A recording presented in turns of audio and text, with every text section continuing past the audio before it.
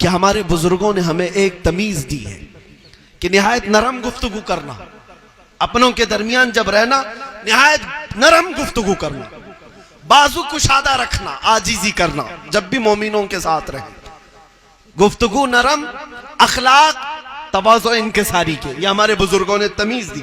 उसके साथ ही ये भी कहा लेकिन ए बच्चा ये मोमिनों के लिए कह रहे हैं, और अगर कभी कोई गुस्ताखे रसूल हो तो फिर अपना दिल नरम नहीं रखना और अपनी जुबान मीठी मत रखना और अपना दिमाग भी ठंडा मत रखना। हाँ, ये वसीयतों में से हमारे बुजुर्गों, तीन चीजें होती हैं इंसान की, दिल है, जुबान है और दिमाग है।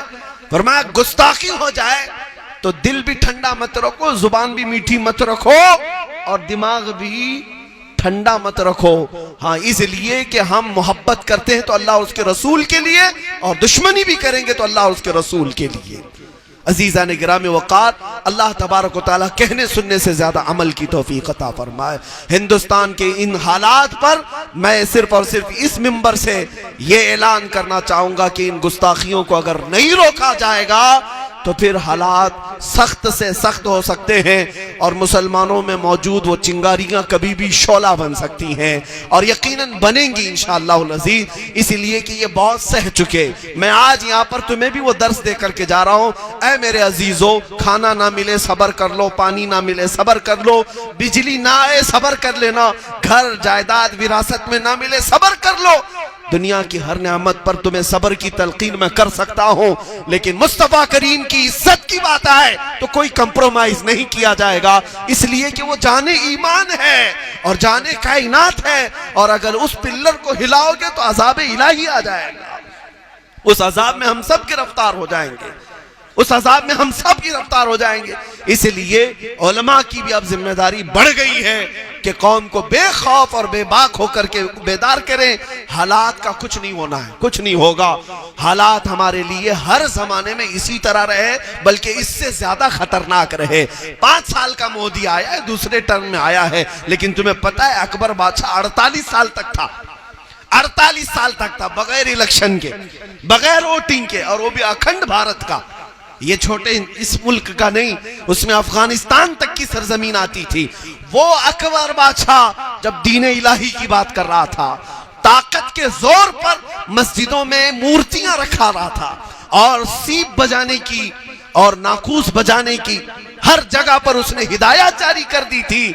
ऐसे डिक्टेटर के सामने भी एक आलिम रब्बानी मुजद्दिद अल्फसानी खड़ा हुआ और किसी से खौफ नहीं खाया, और उसने फिर ये ऐलान किया, अकबर तेरा लाया हुआ ये दीन नहीं चलेगा, जो चलेगा तो सिर्फ दीन मुस्तफा ही चलेगा, मेरे मुस्तफा करीम सल्लल्लाहु अलैहि वसल्लम का लाया हुआ दीन ही चलेगा।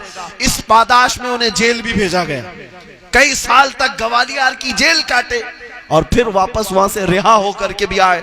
लेकिन आज मुझे बताओ मेरे अजीजों, अकबर 48 साल तक ताकत के जोर पर अपना एक नया दीन कायम करना चाह रहा था पूरे हिंदुस्तान में।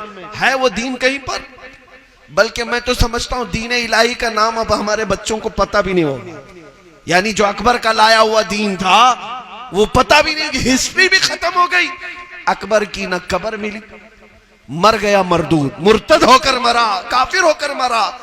लेकिन बाकी अगर है तो मेरे मुस्तफा की शरीयत ही बाकी है।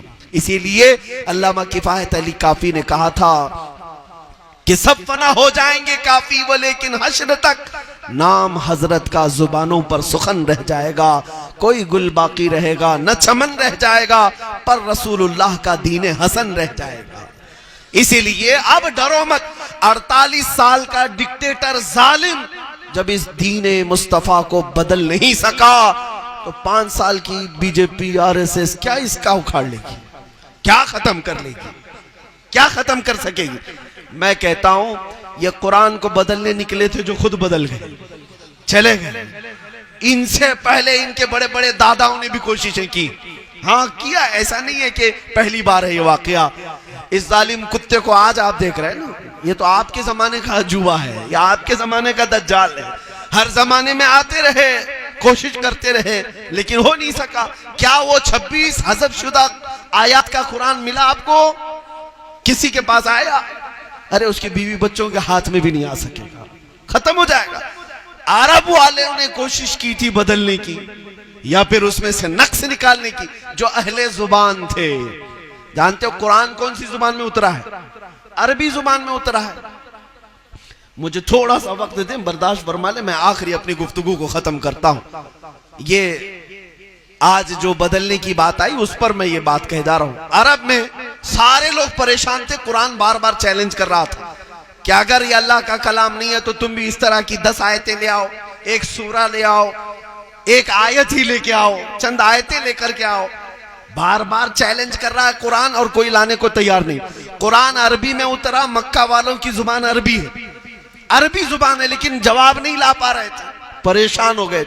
ये अहले जुबान जानते हैं मेरे अजीजों कुरान में क्या फसाहत है, क्या बलागत। हाँ, ये आज के जमाने के यहाँ पर 1400 साल बाद आने वाले जिनको उर्दू ढंग की नहीं आती, वो अरबी बदलने निकले। अरबी के आयन से भी ये वाकिफ नहीं है। हाँ, मक्का वालों ने कोशिश की, परेशान हो गए। आपको पता है कि मक्का में, अरब में खाने काबा पर कुछ अशार लटकाए जाते थे। हर साल कंपटीशन होता था कि जो सबसे अच्छा शेर होता अरबी का, वो काबे के दरवाजे पर लटका दिया जाता, और उस वक्त तक नहीं उतारा जाता था जब तक उसके मुकाबिल का दूसरा शेर नहीं आता था। शेर और शायरी उस जमाने का उरूज का फन था। और एक बार मेरे आका सल्लल्लाहु अलैहि वसल्लम ने अपने एक सहाबी को भेजा, चमड़े के एक टुकड़े पर लिखवा कर, इन्ना आतैना कल कौसर फसल्लि लिरब्बिका वनहर इन्न शानिअका हुवल अबतर। ले जाओ, ये काबे के दरवाजे पर लटका। ये लटकाया गया, इसका जवाब तो लाना पड़ेगा ना। अब जब इससे अच्छा कलाम आएगा तो ये उतारा जाएगा, इससे अच्छा कलाम आए तो ये उतारा जाएगा। परेशान होकर एक बड़े शायर को पकड़ लाए, कहा मियां तुम इसका जवाब दे दो, पैसे खूब देंगे आपको। वो आया और देखा, उसके बाद उसने नीचे लिख दिया, मा हाजा कलामुल बशर, ये बशर का कलाम हो ही नहीं सकता, ये इंसान का कलाम नहीं है कि तुम जवाब मुझसे मांगो। जो बात कह रहा हूं वो ये है